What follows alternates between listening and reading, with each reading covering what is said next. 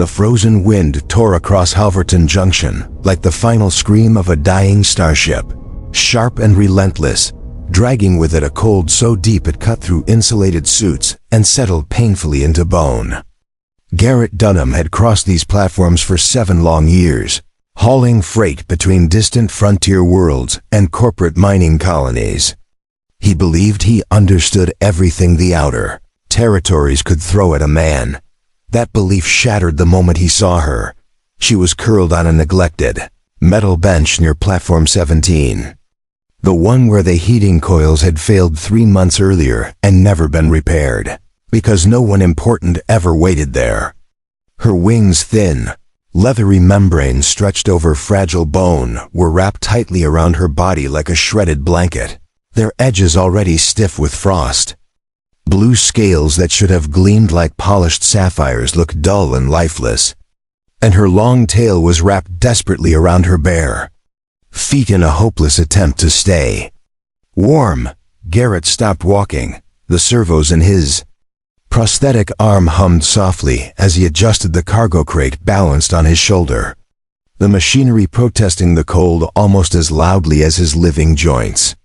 The girl, because despite the scales, wings, and small horns curving back from her temples, she was unmistakably a child, slowly lifted her head. Her eyes met his. They were the color of a dying sun, amber streaked with vertical pupils that widened as she realized he was approaching. "Hey," Garrett said, his voice rougher than he meant it to be. 7 years on the frontier had stripped away any remaining softness.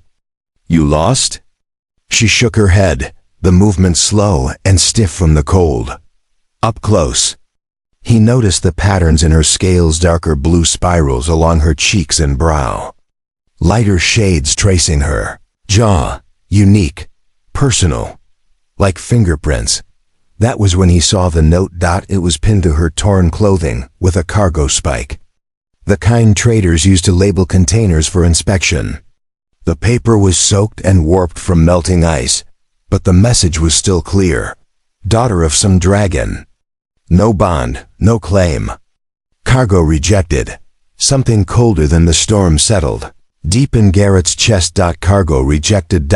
As if she were a broken machine part. As if she were nothing. "Who left you here?"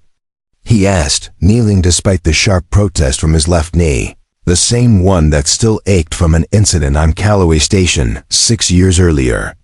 His prosthetic arm whirred as he slowly extended an open hand. She recoiled, wings scraping softly against the frozen bench. "The traitors," she whispered. Her voice was thin and small, but not defeated. There was defiance there, stubborn and unbroken. "They said I was too much trouble.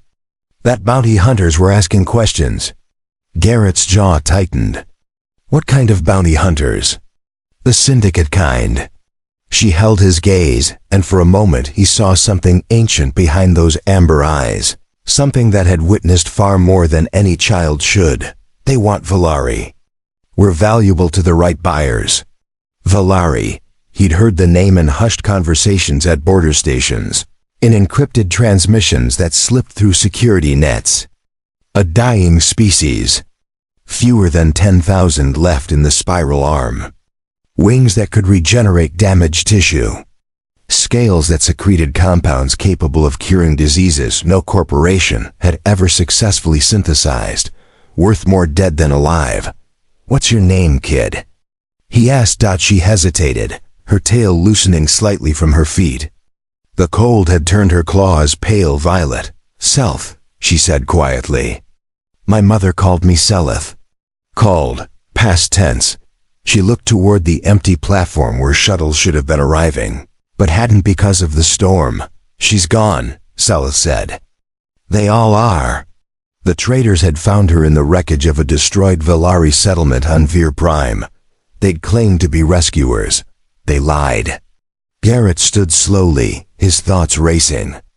A Valari child abandoned during a winter storm. With syndicate hunters searching for her. Any sane person would walk away. Garrett Dunham had never been particularly sane. "All right. Seleth," he said, setting his crate aside. "I'm going to pick you up now." You're going to let me, because if you stay here another hour, you won't survive. She searched his face for lies, cruelty, betrayal. Then she nodded. He lifted her carefully, cradling her against his chest. She weighed almost nothing. Her scales were ice cold, and her body trembled. Her tail wrapped instinctively around his forearm. "Where are you taking me?" she asked. "My ship," he replied. "The Reluctant Mercy. Ugly name, uglier ship, but it's warm, and it's mine." She was quiet for a moment, then whispered, "Why are you helping me?"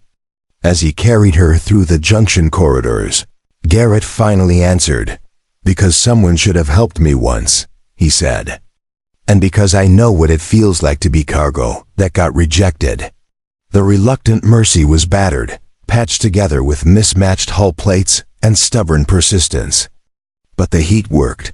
Garrett wrapped Seleth in blankets, gave her emergency rations, and watched color slowly return to her scales. Over hours, she told him everything. About the Viamuth Syndicate, about living Velari being kept alive and harvested piece by piece, about traders who planned to sell her, then abandoned her instead. "Maybe we shouldn't exist," she said quietly. Garrett snapped before he could stop himself. "Don't say that." He softened. "You're real. And you're staying that way." They ran. New identities, forged records, new routes. Seleth became Sarah Dunham. The bounty came anyway. 500,000 credits. They fled system to system. Garrett taught her how to hide, how to survive, how to fight only when necessary. "I don't want to hurt anyone," she said once. "Good," he replied. "That means you'll only fight when it matters." The final confrontation came at Bellwether's Rest. The traitors found them. Garrett didn't hesitate. Foam charges detonated. Metal teeth shattered across the deck. Station security arrived. Justice followed. Seleth ignored orders and met him at the airlock. Wings spread wide. "You came back," she whispered. "I promised." She hugged him fiercely. "Dad." The word changed everything. Later, as stars stretched into hyperlight, she slept peacefully beside him. "Where are we going?" she had asked. "Somewhere safe," Garrett said. "And if it doesn't exist?"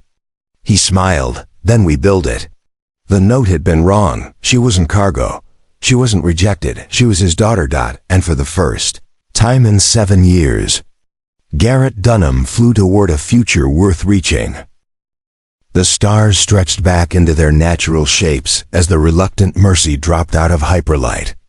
Garrett's hands rested lightly on the controls, but his eyes were already drifting toward the passenger berth. Seleth slept curled against the wall, wings folded tight, tail wrapped around herself the way children hugged blankets. The soft rise and fall of her chest was the quietest sound in the ship, more comforting than any engine hum. Garrett hadn't slept. He hadn't slept much since Halverton Junction. The bounty alert replayed in his head on a loop. The clean syndicate signal burst. The credit figure that made smaller criminals reckless and bigger ones patient. 500,000 credits for a living Velari juvenile. A quarter for proof of death. He exhaled slowly and brought the Mercy in toward the refueling station. Independent, neutral, on paper, at least. The station loomed like a rusted crown floating in vacuum. Patchwork hull. Too many external weapons for a place that claimed neutrality. "Seleth," he said quietly. Her eyes opened instantly. No confusion. No grogginess. Just alertness sharpened by experience. "Are we running again?" she asked. "Not yet," Garrett replied. "We need fuel, supplies." Her claws flexed. "They'll be here." "Maybe," he said honestly. "But we don't starve in space either." She nodded, trusting him in a way that sat heavy on his chest. Inside the station, eyes followed them. Not the obvious kind. The subtle kind. 2 long stares. People pretending not to notice the faint shimmer of her wings beneath her cloak. Garrett kept his body angled slightly in front of her, his prosthetic arm visible. A warning. Not because it looked intimidating, but because it said he'd survived something worse than this. Place. The fuel dealer was halfway through the transaction when the station lights flickered. Garrett's hand tightened around the counter. Then the alarm sounded. Not evacuation. Not fire. Lockdown. Say li to a single quotes s breath caught. Garrett. I know. The station's central display lit up with a syndicate crest. Clean.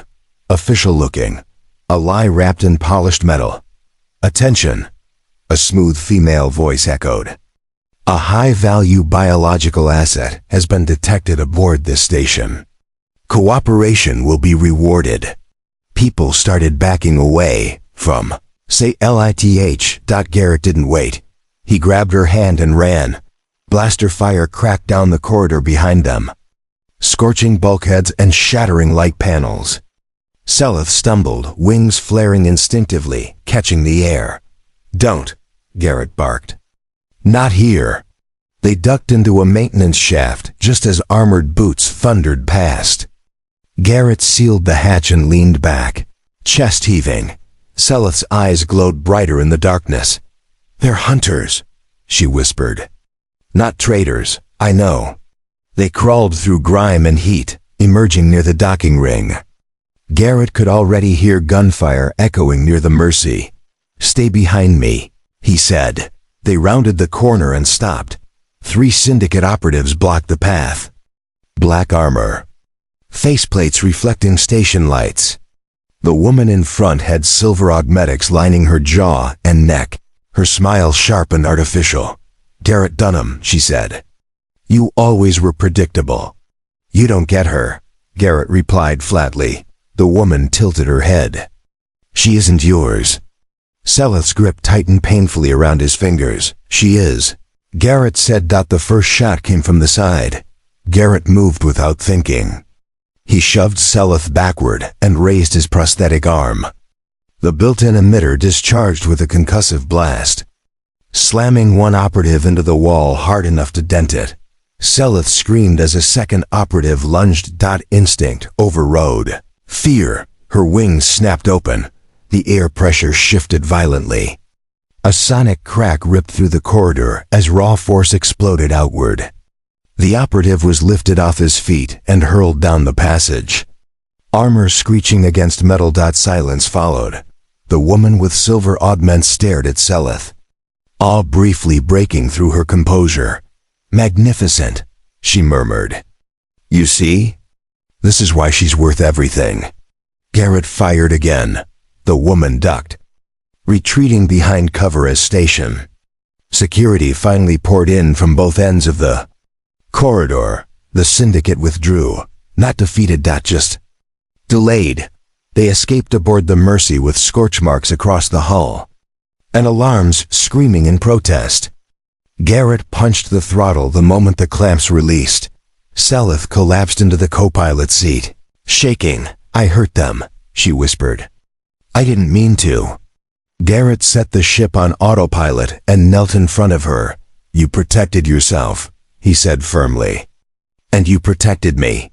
Her eyes searched his. Will they stop? No, he answered. But we won't either. Days turned into weeks. They stopped hiding. Yolanda reappeared, bringing forged transponder codes and heavier weapons. Others joined them, people who owed Garrett favors, or simply hated the syndicate more than. They feared it. Seleth trained, not to become a weapon, but to control what she already was. I don't want to be what they see, she told him one night. You won't be, Garrett said. You'll be what you choose. The final confrontation came on an asteroid station masquerading as a trade hub. The syndicate had cornered them. Too many ships. No clean escape. Garrett sealed the cockpit and looked at Seleth. Whatever happens, he said, you listen to me. She shook her head. I won't leave you. He smiled, tired but proud. That's my girl. When the fighting ended, syndicate ships burned against the stars. Evidence streamed to colonial authorities. Names, accounts, entire networks, exposed. The silver-jawed woman was taken alive. As station medics moved in, Seleth leaned against Garrett, wings finally relaxed.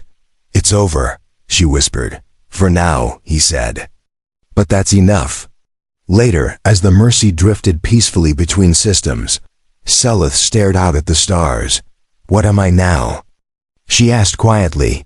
Garrett didn't hesitate. "You're my daughter," he said. "And you're free." She smiled, and for the first time since she'd been labeled cargo, Seleth believed it. Garrett felt the ship shudder as the jump engines disengaged. Stars snapped back into place, sharp and unforgiving. Seleth stirred beside him, her wings twitching as her eyes opened. "Are we safe?" she asked softly. "For now," Garrett replied, though he no longer trusted the word. Bellwether's rest was gone behind them, but the galaxy had a long memory. Syndicates did not forgive losses. They collected debts in blood, time, or fear. Sometimes all three.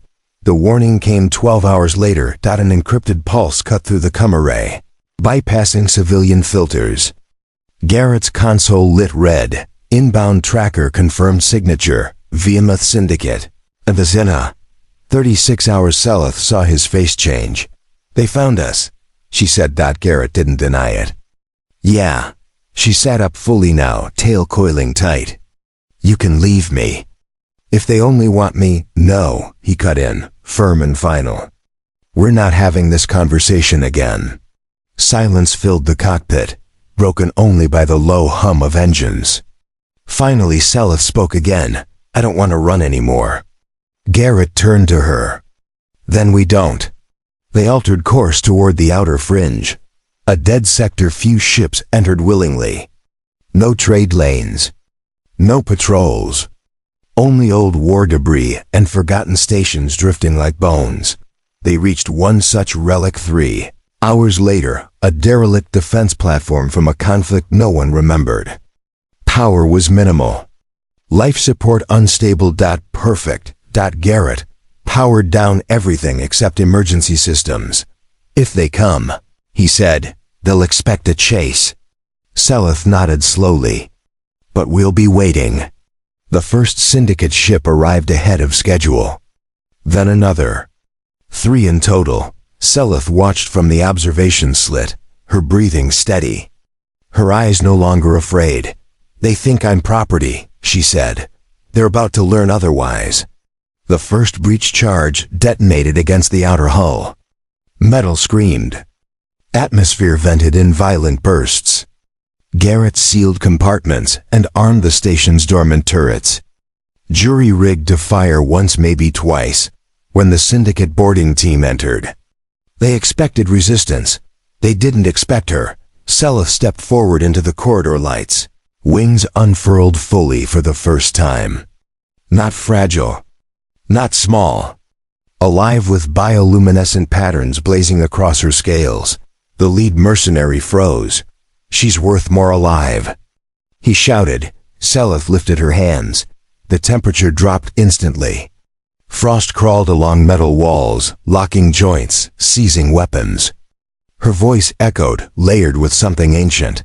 "I am not yours." The corridor became ice. Garrett moved when it was over, pulling her back before exhaustion could take her. She collapsed into his arms, shaking. "You did good," he whispered. The remaining syndicate ships didn't flee. They fired. The platform shook violently as hull plating failed. Power died.